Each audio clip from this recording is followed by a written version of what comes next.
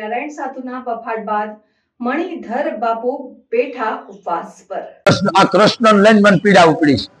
ભગવાન વિષ્ણુ બધાનું અપમાન કર્યું. મને મગજમાં તો આ રહેવાતું નતું, પણ જયારે અખિલ બ્રહ્માંડના માલિકનું જયારે અપમાન કર્યું ને ત્યારે મારાથી નથી રહેવાનું અને આ ધર્મ યુદ્ધ ઉપાડ્યું છે. અને આમાં કચ્છ કાઠિયાવાડ ગુજરાતના સંતો પણ એ બધા આમાં સામેલ જ છે. પણ સંતોને આદેશ હું ન કરું, એને મોગલ કે હું ન કહી શકું, હું સંતો ભેળો છું. પણ બધાને એક બાપુનો અવાજ છે કે બાપ હવે આગળ આવો અને આ સનાતન ધર્મ આપણો નષ્ટ થઈ જાય છે. કારણ કે આપણે સહી ત્યાં સુધી વાયેલી પેઢી કોઈ યાદ નહીં કરે, ભૂલી જાય છે.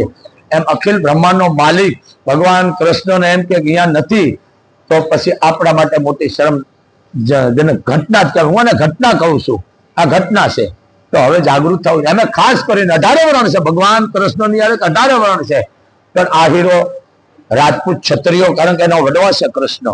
મહાભારતમાં યુદ્ધ કર્યું તો ભગવાન કૃષ્ણએ કીધું અર્જુનને કે અર્જુન પહેલા યુદ્ધ કરે પહેલા તું તારી કુળદેવીને તું પ્રાર્થના કરજે, એટલે તારો ખુદ ભગવાન હોવા છતાં એને એમ કીધું કે પહેલા તારી કુળદેવી અંબાનું તું ભવાનીનું સ્મરણ કર, પછી યુદ્ધ કર. યુદ્ધથી ગીતા પ્રગટ આપ જાણો છો.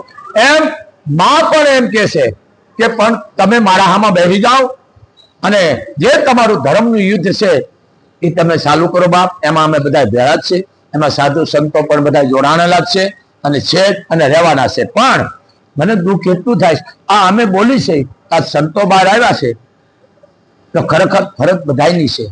ભગવાન કૃષ્ણને 18 વરણ માને છે, એમાં બધું આવી ગયું. પણ માનનારાનું એટલું કહું છું, બીજું કાંઈ નહીં. પણ આવા જે ખોટા પુસ્તકો લખા એનો વિરોધ કરશો ને તો બસ છે.